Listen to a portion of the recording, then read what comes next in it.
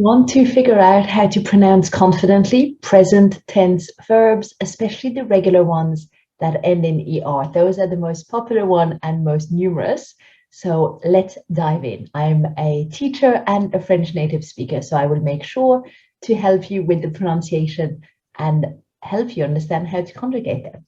For all my best content and best videos, you can subscribe to my YouTube channel right here and click the bell to be notified every week when I share a new video. After this video, you will be able to conjugate French verbs ending in er. You will be able to pronounce them confidently, know which ones sound similar, the same, and different, and you will be able to translate them so that when you're thinking of making a sentence, you know when to use the present tense and when not to, which is absolutely key to get speaking in French. So let's have a look. And I will share some slides with you now. Why the present tense? Why is it such a big deal? What can I actually express if I go through the pain and effort to learn it? Well, the present tense, number one, is the foundation tense. Many other more complex tenses will be based on this one. Therefore, if your French basics, like present tense, are a bit wobbly, it's going to keep annoying you as you go through the other conjugations. So make sure you spend the time, give it the space it needs so that you have confidence with this one. The other ones will be so much easier once you do that. Number two, numéro deux, there's a regular pattern and it's quite easy to remember and you've got to memorize it. If I can do one thing today, is to convince you to memorize it, help you memorize it, because it will unlock thousands and thousands of other regular verbs. So it is so worth the investment of a bit of your brain space. And number three, in English, there are many, many ways to use the present tense. And you've got to learn how to say the difference between I live or I eat, I'm living or I'm eating, I do live or I do eat. We use that do a lot in our questions. Do I live here? Do I eat this now? They're all very different in English, but in French, they will all allow you to just take the verb to live and to eat and conjugate both for je in the present tense, and it will translate as all three options. So you don't have to go and learn three different things in French to do all of these, just the present tense. So the three easy steps to follow for the present, and I promise you it is very easy to follow. Step one, numéro un, recognize the category by the ending of the French regular verb. So look at the last few letters of the verb. Is it ER, IR, or RE? Step two, you remove those letters and you replace it with the appropriate regular present ending. And here we're looking specifically to the first group. We're looking at the first group, ER. The appropriate ending, you will need to know who does the action, and that will be your next deciding factor on how to conjugate that verb. Is it je, tu, il, elle, on, nous, vous, il ou elle? I, you, informal, he, she, or it, or one. We, you, formal, for one person or many people, plural. And il, elle, they, masculine and mixed, and elle just for they, female. The endings for the er verb, so you've removed er and you're now adding e, es, e, ons, ez, ent. Attention, la prononciation. You're only going to need to make three different sounds. Four of these, E, ES, E, and ENT, are pronounced exactement pareil, exactly the same way. So you need to pronounce it slightly differently for nous, for that on, and for vous, for that e. That EZ will rhyme, will make the same sound as your ER ending. So we talked about habiter and manger. If you remove the ER and put an EZ, you'll get the same sound, habiter, manger. So then you have to practice habiton, but everything else is going to sound the same. Je, tu, il, etc. Visually, it looks just like this. We've taken off the ER at the end of habiter. We have H-A-B-I-T, and we add E, E-S, E-O-N-S, E-Z, E-N-T. J'habite, tu habites, il habite, nous habitons, vous habitez, elles habitent. Un rappel sur la traduction. I'm going to bring this up again because it is such a great hack, such a great trick that you only need to learn the present tense to unlock all of these. They live in France versus they are living or they're living in France. Do they live in France? It should have un point d'interrogation. All of them will give you ils habitent en France, ils habitent en France, ils habitent en France, where you just change the intonation. Ils habitent en France, just raising your voice at the end. D'accord? Très bien.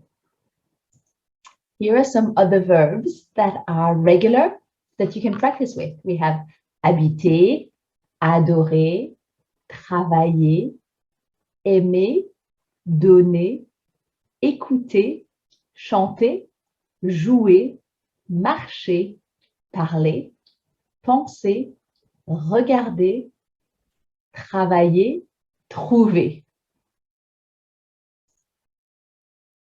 I have a challenge for you. J'ai un défi pour vous.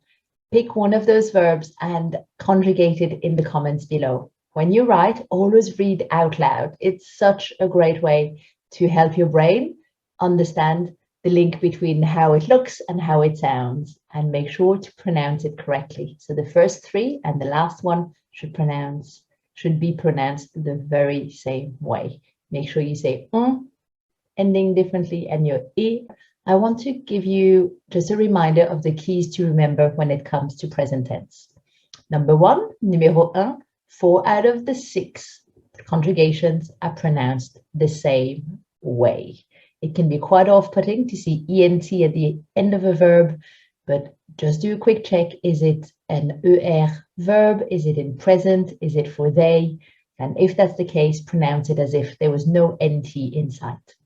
Numéro 2, not all ER verbs are regular. Attention. Aller, you might have come across this one, is very irregular. And some have some slight spelling changes, which we will go through together next. If you need a quick reminder on aller, go and check this video. I will link into it below and in this video. Numéro 3, even though you use the present tense to say both I speak and I am speaking, always remember that the verb is just one word. Remember never to say je suis parlé. Keep in mind that in French, pronunciation is paramount. Pronunciation is what we focus on as a priority in the language, to the detriment to some spelling, i.e. if something is supposed to be spelled a certain way, but we've decided, we really want to pronounce it that way, we will go and add some complications in the spelling to make up for how we want it to sound, to keep that pronunciation as pure as possible. Therefore, let me do a quick recap on the letter C and the letter G for you. Le son C can be pronounced both like a hard sound, que, like in carotte, carotte, when it's preceding the vowel A ou U, ca-co-cu. It's a soft C, like in célébrité, when it precedes a vowel like E, I, ce, ci, si. Similarly, G reacts based on the next letter, the next vowel. Is it going to be a hard vowel or a soft vowel sound that we get? So we have the hard G sound, like in garçon, ga, go, gu. So watch out for A, O, U. And soft one like gyrophare, E, I, je, j, j.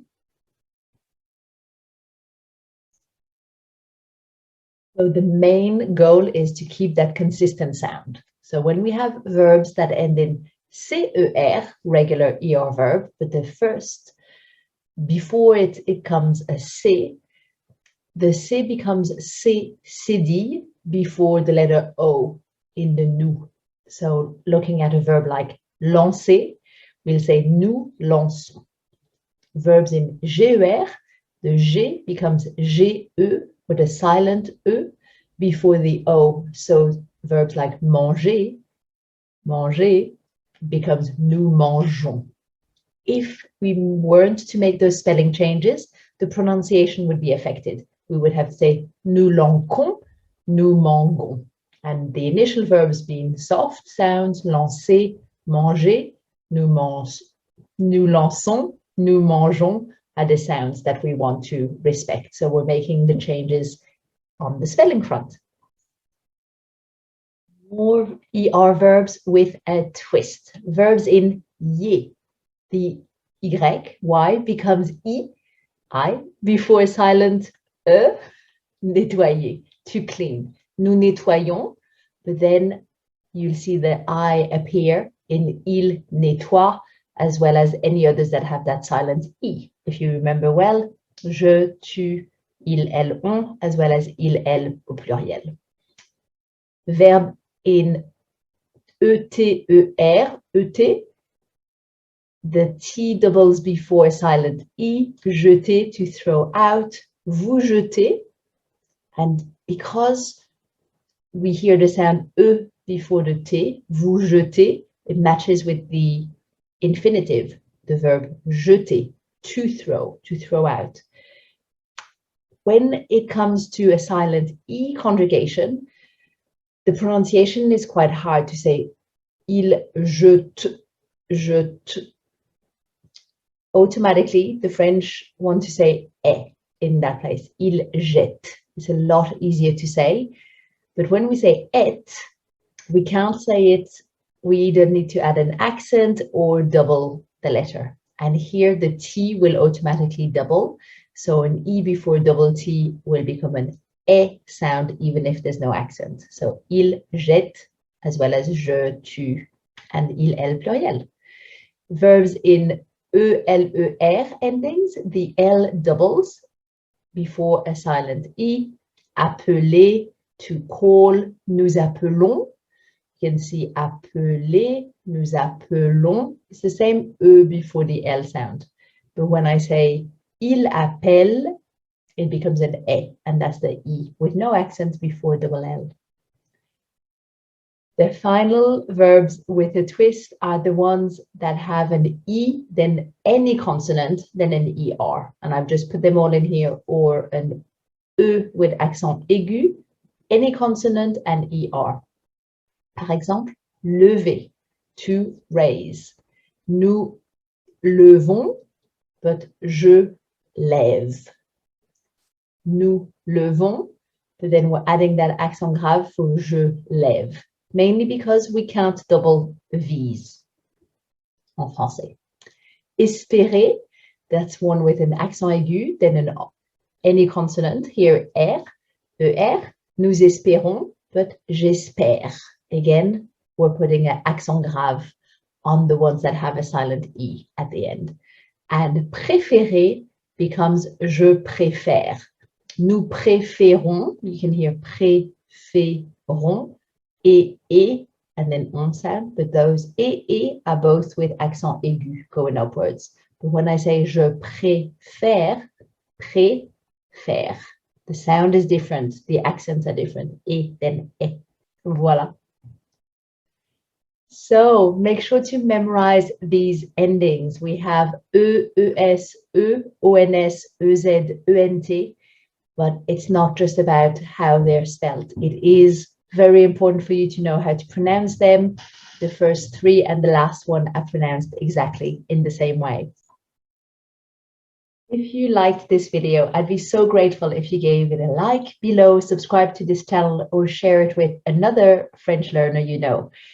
And don't forget to comment. Let me know if the video was helpful, if there are any other verb or pronunciation or both types of videos that you'd like me to explain in more details, and any questions you might have about this video. I so look forward to seeing your feedback and looking at the verbs you're conjugating in the comments below.